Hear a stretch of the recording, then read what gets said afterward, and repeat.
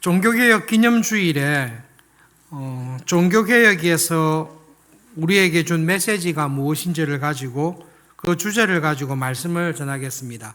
만인제사장설이라는 것이 있습니다. 그 말은 설교 제목대로 우리 모두 하나님 앞에서 제사장입니다 라는 말씀입니다. 이것을 우리에게 적용하면, 지금 교회 상황에 맞도록 적용하면 우리들은 다 목사입니다. 우리는 다 장로요 권사들입니다. 그렇게 생각하시면 맞습니다. 우리 모두 다 목사입니다. 우리 모두 장로와 집사와 권사입니다. 라고 할 때에 이 말을 올바르게 이해를 해야 됩니다.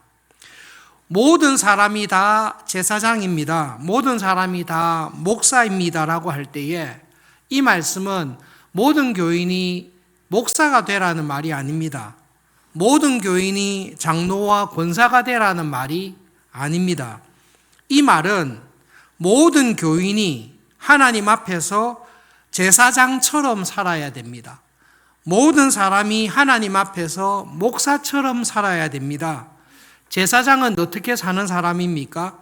자기의 모든 시간과 삶이 하나님께 다 드려진 사람입니다. 제사장을 볼 때에 제일 분명하게 드러나는 것은 저 사람은 아침부터 밤까지 평생 하나님을 섬기고 믿음으로 살아가는 사람이다. 그것이 제사장입니다. 마틴 루터를 통해 종교개혁을 할 때에 모든 교인들에게 비텐베르크 성당에서 예배당에서 예배드리는 모든 교인들에게 예배드리는 여러분 모두가 다 제사장입니다 라고 했을 때 교인 여러분 전부 다 직분자가 되십시오, 목사가 되십시오라는 말이 아니라 제사장이 자기의 모든 것을 하나님께 다 드리고 하나님의 사람으로 살아가듯이 모든 교인들은 하나님께 자신을 다 드리고 제사장과 같은 헌신과 열심과 믿음을 가지고 살아야 됩니다. 그 말씀을 한 것입니다. 만인 제사장이라는 것은 다시금 말씀드립니다마는 모든 사람이 목사가 되어야 된다는 것이 아니라 모든 사람이 모든 일에 헌신되어 있는 목회자처럼 모든 것을 하나님께 온전히 바친 사람처럼 제사장과 같은 경건과 거룩한 삶을 살아야 됩니다. 그것이 루터가 당시 교회에 대해서 하신 말씀입니다. 16세기 중세 말의 교회만 이런 문제가 있었던 것이 아니라 지금 우리 교회에도, 지금 한국 교회에도 이런 문제들을 가지고 있습니다. 중세 시대 때 중세 교회가 가지고 있었던 생각이 있습니다. 중세 교회에는 딱 교인이 두 계급으로 나누어집니다. 신부와 사제와 교황과 수도사는 영적인 거룩한 직분입니다. 그 사람들은 수도사처럼 그리고 헌신된 사람처럼 살아야 됩니다. 그러나 수도사가 아닌 사람, 사제나 신부가 아닌 사람, 일반 교인들, 영주들, 그리고 대장장이들, 농사를 짓는 농부들은 평신도들입니다. 평신도는 수도사처럼 살 필요가 없습니다. 그냥 평신도는 그냥 평신도답게 그냥 평범하게 살면 됩니다. 그렇기 때문에 교회 안에 두 계급이 있습니다. 영적으로 거룩한 계급이 있고 세속적인 일을 하는, 그냥 직장 생활, 사회 생활을 하는 일반적인 평신도들이 있습니다. 그래서 평신도들은 신앙생활을 열심히 할 필요는 없습니다. 어거스틴 수도회의 헌신된 수도사로 살았던 루터는 하루에 7번 기도 시간마다 기도하고 날마다 시편을 묵상하고 수도원에서 정해져 있는 대로 금식하며 성경을 읽고 신앙생활을 열심히 했습니다. 수도사니까 그렇게 하는 것입니다. 그렇지만 일반 교인들은 와서 예배를 드리거나 미사에 참여할 뿐 일상적인 생활 속에서는 성경을 읽지를 않습니다. 사실은 인쇄술이 발달되기 전에는 성경을 읽으려고 해도 구할 수도 없었고 그리고 독일어로 번역되어 있는 성경도 없었고 또 성경에 대해서 읽을 필요도 없었습니다. 왜냐하면 성경을 읽고 가르치는 분들은 사제들과 수도사들이 읽고 가르치지 평신도들은 그냥 가르침에 순종하면 되는 것입니다. 당시에 많은 교인들이 와서 예배를 드리며 회개를 했습니다. 지난주 동안 열심히 믿음 생활 못한 것도 있고 또 하나님의 말씀을 깨뜨린 것도 있고 가정에서나 직장에서 신자답게 살지 못한 것들이 있습니다. 그러면 사제가 고해 성사를 듣고 회개의 기도를 듣고 사제의 권위로 죄를 사해 줍니다. 회개하기 위해서 사도신경을 주기도문을 100번씩 암송하십시오. 여러 가지 죄를 회개하는 명령을 내려서 회개합니다. 평신도는 항상 이렇게 삽니다.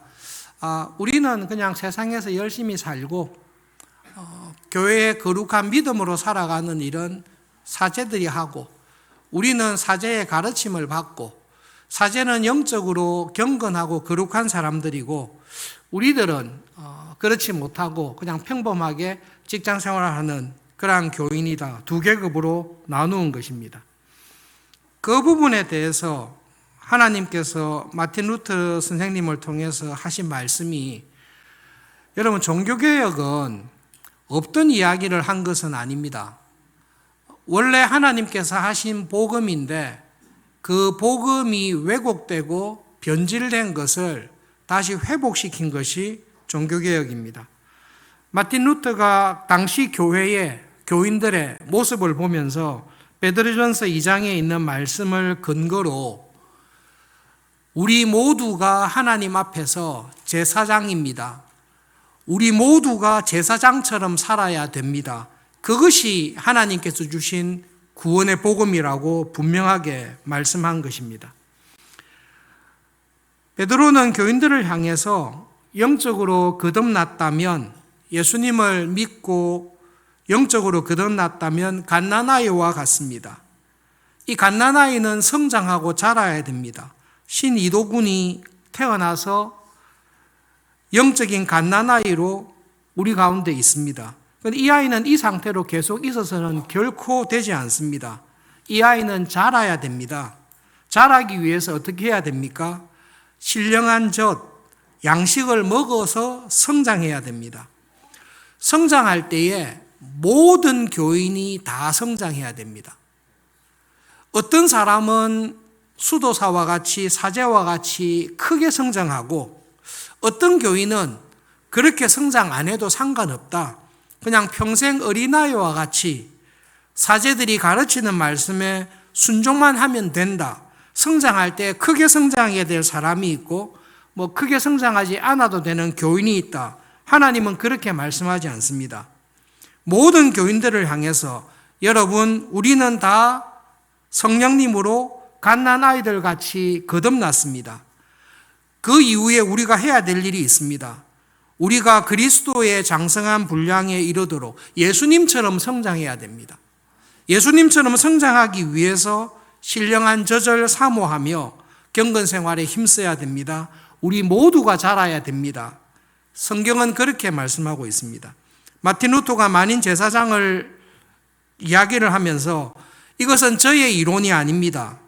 하나님께서 교회에 주신 말씀입니다. 라고 하면서 집중적으로 설명한 것이 4절에 있는 말씀입니다. 갓난아이로 거듭나서 믿음 생활하는 우리를 어떻게 설명했는가 하면 여러분 우리는 거듭났습니다. 거듭난 결과 예수님 안에 다시 태어나게 되었습니다. 예수님과 관계없던 우리들이 예수님 포도나무의 가지가 접붙임을 받듯이 우리가 예수님 안에 예수님과 연결되어서 산돌이신 예수님과 붙어서 살아가게 되었습니다.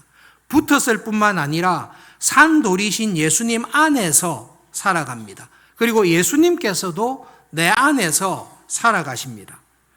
살아있는 돌이니까 살아있으니까 생명을 주는 것입니다. 우리는 이제 생명을 주시는 살아있는 돌이신 예수님과 붙어서 살아갑니다. 그리고 신령한 젖을 사모하며 말씀과 기도와 경건 생활을 통해서 예수님과 함께 신령한 집으로 하나님이 거하시는 성전으로 함께 지어져 가고 있습니다. 그리고 그렇게 함께 지어져 갈 때에 우리는 갓난아이로 살지 않습니다. 하나님께서 기쁘게 받으시는 거룩한 제사를 드리는, 하나님께서 기쁘게 받으시는 예배를 드리는, 하나님께서 인정하시고 칭찬하시는 믿음 생활을 하는 거룩한 제사장으로 우리는 성장하고 자라갑니다. 여러분, 이것이 하나님께서 우리에게 주신 복음입니다. 만인 제사장은 핵심이 분명합니다. 하나님께서 예배드리는 우리들을 구원하셔서 이 예배드리는 자리에 불러주셨습니다.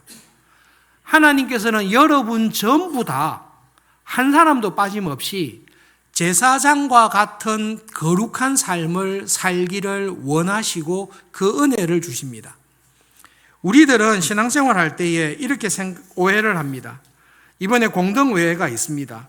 장로와 집사와 권사 교회의 직분자를 뽑습니다. 신앙생활 할 때 교인들은 이렇게 생각합니다. 장로님이니까, 집사님이고 권사님이니까 신앙생활을 열심히 하고 교회 생활도 열심히 하고 경건 생활을 더 잘하려고 한다. 근데 나는 아직 장로가 안 되었으니까, 나는 집사도 아니고 권사도 아니니까, 나는 평신도니까 내가 장로가 되면, 집사와 권사가 되면 기도 생활도 열심히 하고 성경 공부도 열심히 하고 교회 봉사도 열심히 하겠다. 나는 아직 직분자가 아니다. 그렇게 생각하는 경향이 있습니다. 거기서 한 걸음 더 나가서 어떤 교인들은 직분자가 되지 않으려고 합니다. 왜 직분자가 되지 않으려고 하는가라고 물으면, 직분자가 되면 새벽기도 나가야 되잖아요. 직분자가 되면 성경 공부를 해야 되잖아요. 직분자가 되면 교회 생활을 더 열심히 해야 되지 않습니까? 그렇기 때문에 저는 너무 부담스럽습니다. 회사에서, 직장에서 하는 일이 많기 때문에 저는 그 직분을 안 맡겠습니다. 직분을 안 맡는 이유가 무엇입니까? 직분자가 되면 신앙생활과 믿음 생활을 더 열심히 해야 되는데 나는 평신도이기 때문에 안 해도 된다라는 생각입니다. 중세교회 때 교황이 딱 그렇게 가르쳤습니다. 교인들에게 다 이야기했습니다. 여러분, 경건한 생활, 하나님 앞에 제사장으로 살아가는 생활은 교황이, 추기경이, 사제들이, 수도사들이 다 하겠습니다. 우리가 이 모든 일을 책임적으로 하고 우리가 책임 있게 교회를 이끌어 가겠습니다. 여러분들은 그 정도까지 신앙생활 할 필요도 없고 여러분도 못할 것입니다. 그러므로 여러분들은 교황이 하시는 말씀을, 추기경과 사제가 하는 말씀에 순종만 하시면 됩니다. 여러분은 우리가 하는 말을 잘 듣고 우리가 하는 말에 순종하고 이렇게 따라가면 됩니다. 그것이 중세 교회에서 가르쳤던 복음입니다. 성경을 통해 하나님께서 주신 복음을 완벽하게 왜곡한 것입니다. 하나님께서는, 예수님께서는 사도들을 통해, 성경을 통해 영적으로 거듭나서 갓난아이처럼 출생한 교인들 가운데 몇몇 사람만 전적으로 헌신하고 믿음으로 살면 되고 나머지는 어린아이처럼 그 상태에 머물러 있어도 괜찮다. 평생 영적인 어린아이처럼 가르침을 받고 배우기만 하고 순종만 하면 되지, 모든 교인들이 다 거룩한 제사장으로, 모든 교인이 그리스도의 장성한 분량에 충만한 데까지 이르도록 잘할 필요는 없다. 그 대신 우리가 하는 말에, 교회의 권위에 잘 따르기만 하면 된다라고 가르친 것에 대해 모든 교인들이 동의를 한 것이 중세의 진리에서 떠난 교회의 모습입니다. 우리 가운데 혹시 갇힌 서울중앙교회에서 신앙생활 하지만, 목사님들이나 직분자들은 열심히 신앙생활 하지만 평신도인 나는, 예수님을 믿은 지 얼마 되지 않는 나는 저렇게까지 열심히 할 필요가 없다라고 생각하는 교인들이 계시면 여러분은 16세기에 중세 가톨릭 교회의 그릇된 모습 가운데 빠져있는 교인들과 다를 바가 없습니다. 교회 안에는 영적으로 거룩한 교인이 있고 세속적이고 열등한 교인이 있다라는 것은 교회가 지어낸 거짓말입니다. 루터가 독일 귀족들에게 고함이라는 종교개혁의 중요한 책에서 교황, 주교, 사제, 수도성은 영적인 신분입니다. 반면에 농사 짓는 사람, 대장장이, 그리고 세상 업무에 종사하는 교인들은 세속적인 신분입니다. 교회 안은 이 두 개의 신분이 있습니다라고 하는 것은 완전히 지어낸 거짓된 이야기입니다. 예수님께서는 여러분을 보실 때에 거룩하고 영적인 계급의 교인과 열등하고 저급한 교인으로 절대로 분류하지 않습니다. 예수님께서는 베드로가 이야기한 대로 여러분이 갓난아이처럼 성장하였으나 믿음 안에서 장성한 사람이 되기를 원하십니다. 왜냐하면 성령님으로 말미암아 거듭나서 살아있는 생명을 주시는 돌이신 예수님에게 접붙일 때, 포도나무인 예수님에게 가지로 접붙일 때에 몇몇 교인만 접붙인 것이 아닙니다. 모든 교인들을 예수님께서 나의 가지로, 열매 맺는 가지로 딱 붙이셨습니다. 그리고 예수님께서는 여러분 한 사람 한 사람이 예수님께서 원하시는 믿음의 장성한 사람으로 자라기를 원하시고, 여러분 한 사람 한 사람을 볼 때 와, 저 사람은 정말 제사장 같다, 정말로 제사장 같다라고 이야기하는 모습으로 자라기를 원하시고 그 목적으로 구원하셨기 때문입니다. 한국 교회에 당면한 문제는 복음을 오해해서 하향 평준화가 되는 것입니다. 여러분, 공동회의를 앞두고 있습니다. 어떤 분이 직분자가 되어야 됩니까? 직분자가 될 때에 신앙이 좋고 믿음이 성숙하고 예수님을 닮은 성숙한 교인이 직분자가 되어야 됩니다.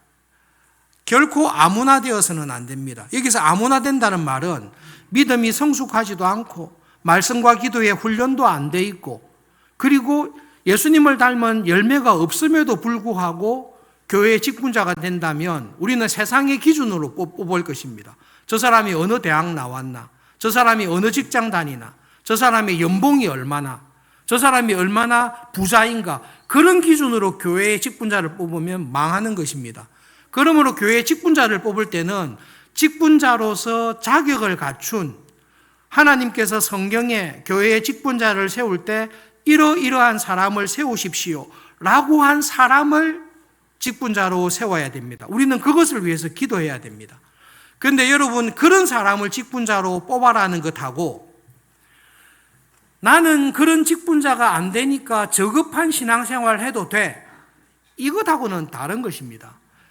성경에서 우리에게 말씀하시는 신앙의 기본적인 원리가 있습니다.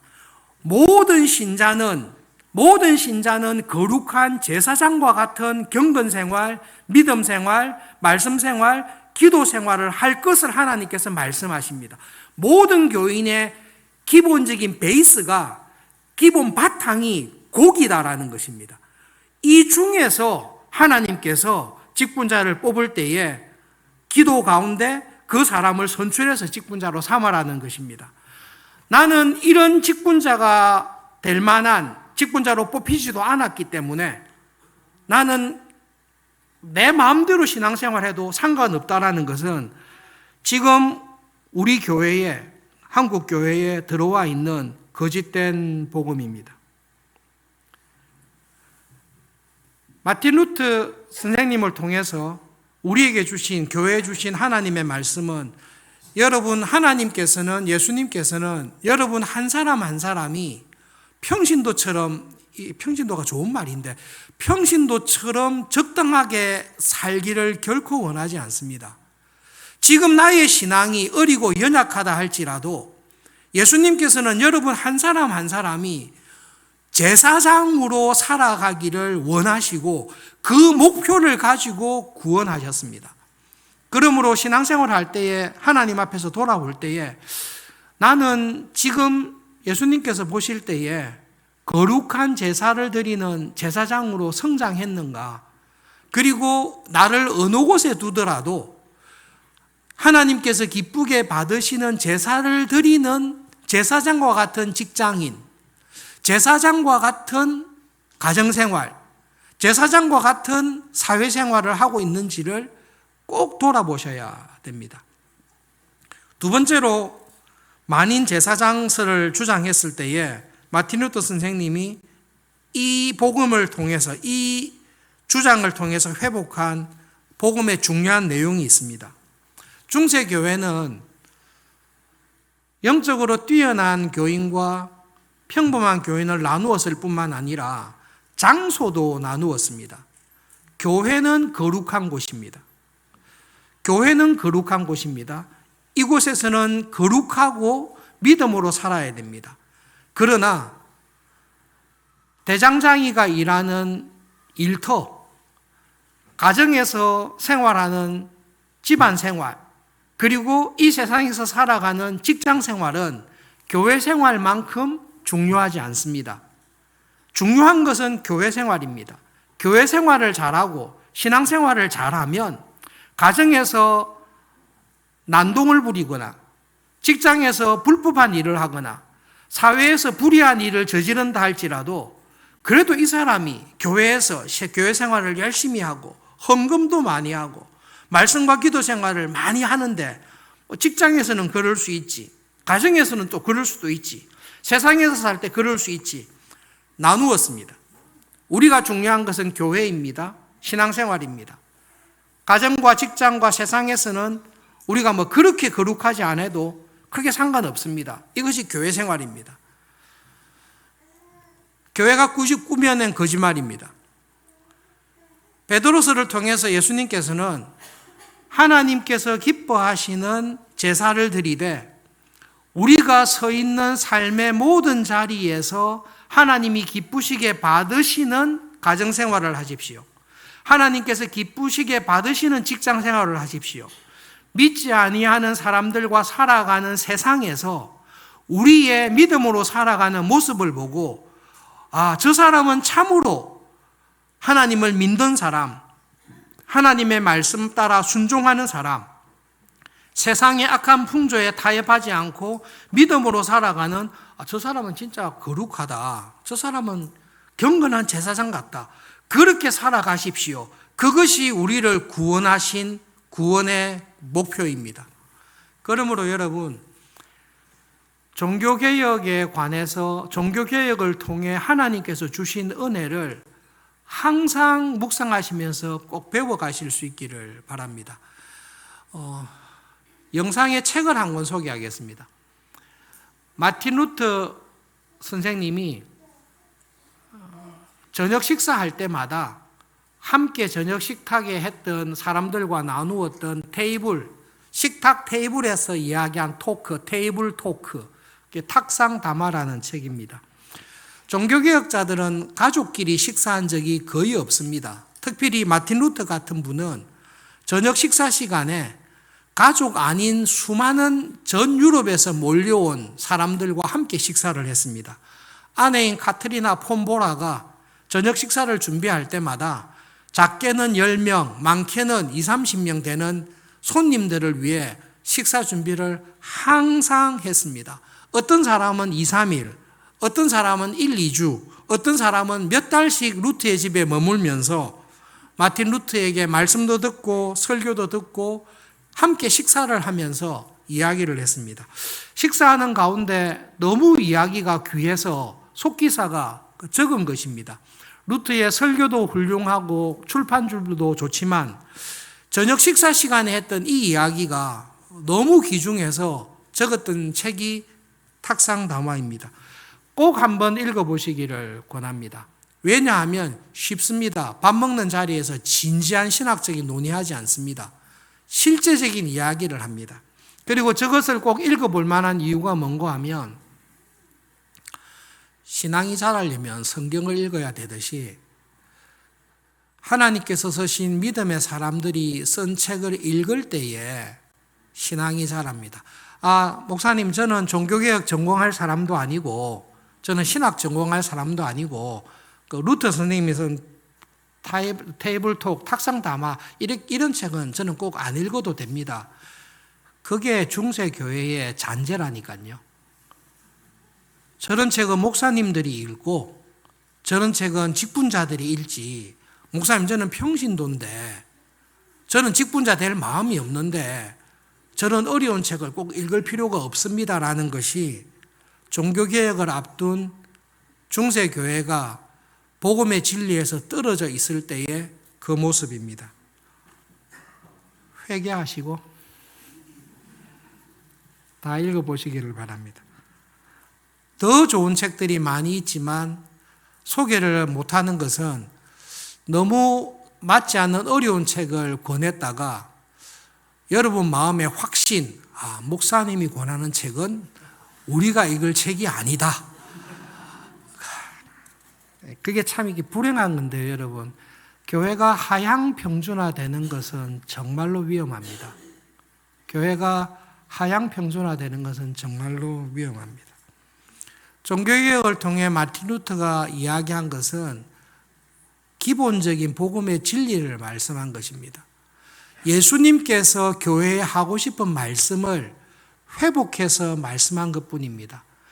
루터가 한 말이 아니라 루터의 입을 통해 예수님께서 예배드리는 여러분에게 하시는 말씀입니다. 예수님은 여러분 한 분 한 분에게 나는 너가 평신도와 같은 그런 수준에 자족하는 잘못된 복음에 마음을 빼앗기지 않기를 원한다. 나는 너가 한 사람 한 사람이 모든 것을 하나님께 바친 제사장과 같은 그런 믿음과 열심을 가지고 신앙생활을 하기를 원한다.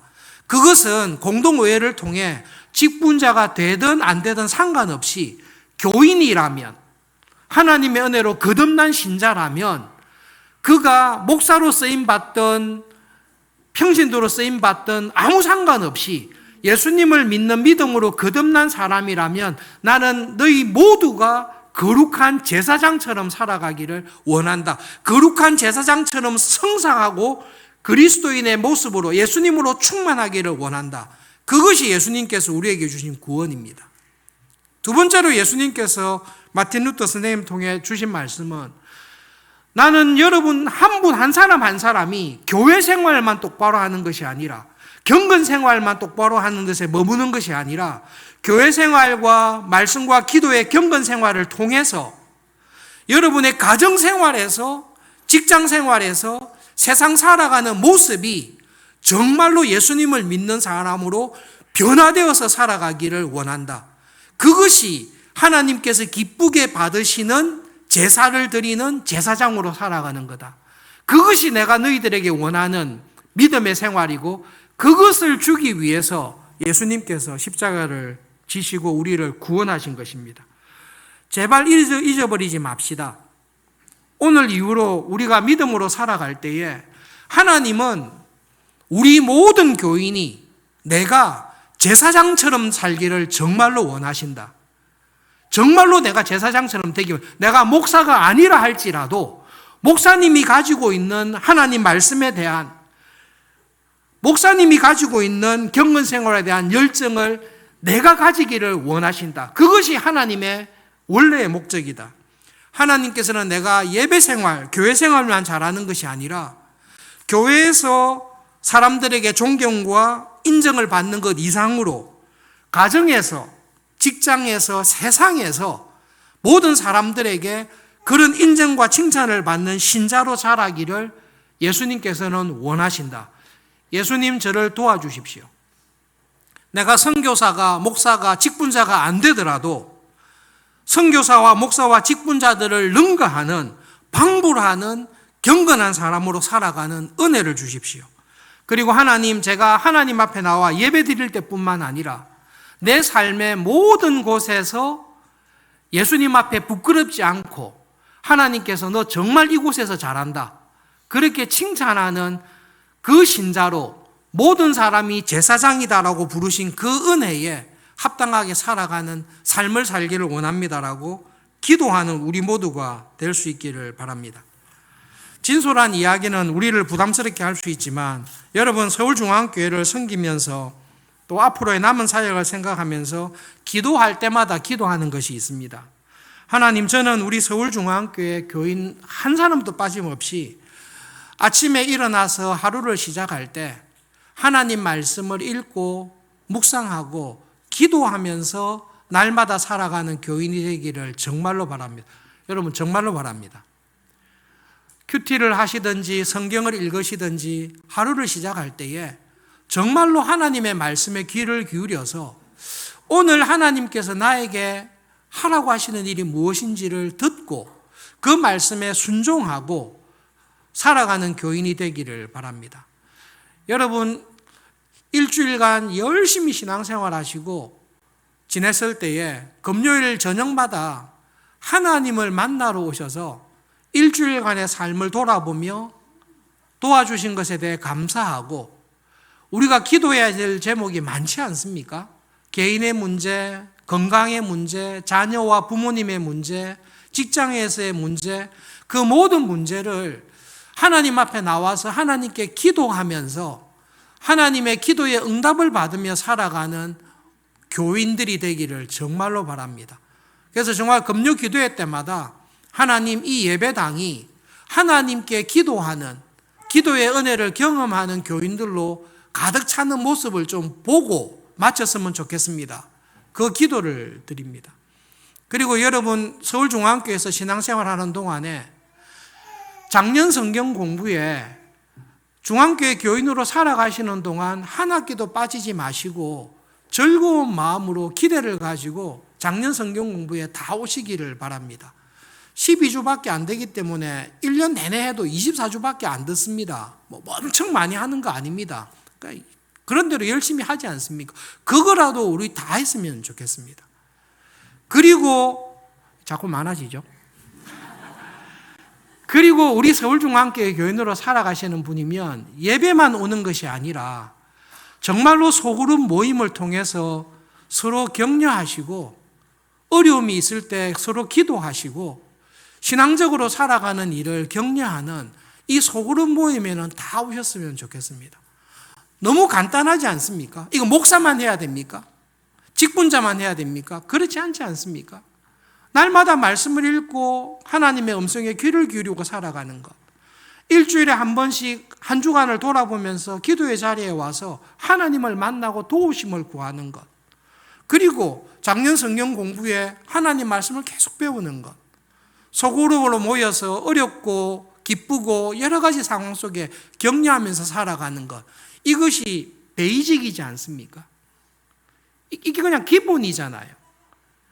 저는 우리 교회가 이 베이직한 것을 먼저 잘 이루는 교회가 되기를 정말로 바랍니다. 우리 교회가 이 베이직한 가장 기초적이고 근본적인 일들을 잘 이루어 갈 때에 하나님께서 우리 교회를 그 다음에 반드시 쓰십니다. 반드시 쓰십니다. 목사님, 그거 말고 우리 좀 행사를 좀 크게 합시다. 행사를 크게 해서 도움을 주는 게 분명히 있습니다. 그러나 여러분, 구약의 교회의 역사를 보십시오. 교회의 진정한 개혁은 내가 바뀌는 것입니다. 내가 바뀌는 것입니다. 그런데 내가 어떻게 바뀝니까? 갓난아이들처럼 어린아이였다가 하나님의 말씀과 기도와 은혜를 통해 내가 예수님과 같이 변해가 자라가는 것입니다. 그런 은혜와 그 기적을 우리 교회에 하나님께서 주시기를 정말로 간절히 기도합니다. 오늘 이후로 여러분, 나는 제사장입니다. 내 삶의 모든 부분에서 하나님이 기뻐하시는 제사를 드리면서 살아가는 것이 나의 삶입니다. 마틴 루터 선생님을 통해 다시금 회복하신 복음을 마음에 깊게 새기시고 그 복음을 경험하시고 누리면서 살아가는 우리 교회와 여러분들 되시기를 바랍니다. 말씀을 기억하면서 기도하겠습니다. 하나님, 하나님의 말씀으로 우리를 날마다 새롭게 해주셔서 믿음 생활할수록 예수님께서 내 안에, 내가 예수님 안에 충만하게 거하는 은혜를 주십시오. 두 번째로 하나님, 내 삶의 모든 영역에서 하나님이 기뻐하시는 신앙인으로 살아가는 변화와 은혜를 주십시오. 그런 교회 되게 해 주십시오. 기도하겠습니다.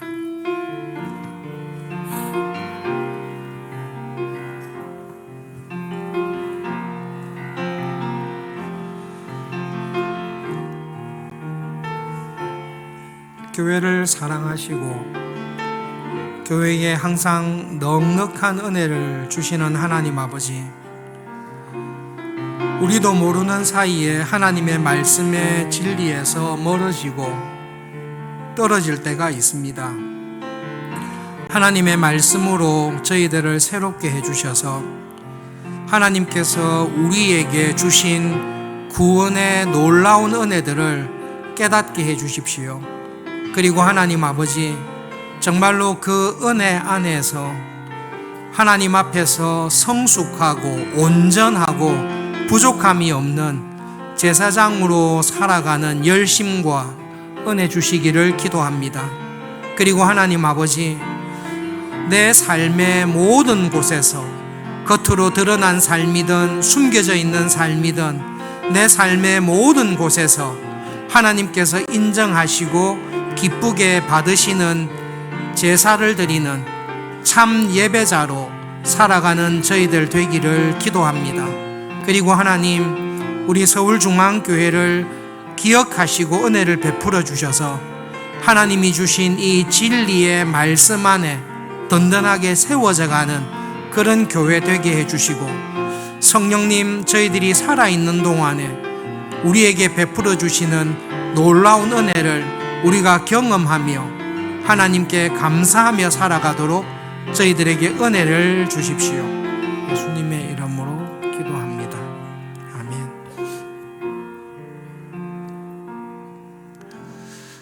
하나님, 저희들이 하나님의 말씀을 잘 안다고 생각하지만 우리가 하나님의 말씀을 듣고 깨닫는 일이 어린아이와 같습니다. 믿음의 선배들을 통해 하나님께서는 나를 제사장으로 부르시고 나의 모든 삶이 하나님이 연락하시는 제사를 드리는 삶이 되도록 구원하시고 은혜를 주신 것을 이 시간 다시금 기억합니다. 성령 하나님, 하나님께서 주신 이 복음의 진리를 마음에 새기고 이 말씀에 합당하게 우리의 남은 삶을 살아가도록 성령 하나님 은혜를 주십시오. 예배드리는 저희들 한 사람도 빠짐없이 주님께서 주신 이 은혜를 기억하면서 이 은혜를 경험하며 살아가도록 인도해 주십시오. 그리고 하나님, 이 시대에 서울중앙교회를 기억해 주셔서 정말로 예수님의 마음에 합한 그런 교회로 한 걸음씩 전진할 수 있도록 저희들을 붙잡아 주시고 은혜로 인도해 주십시오. 예수님의 이름으로 기도합니다. 아멘.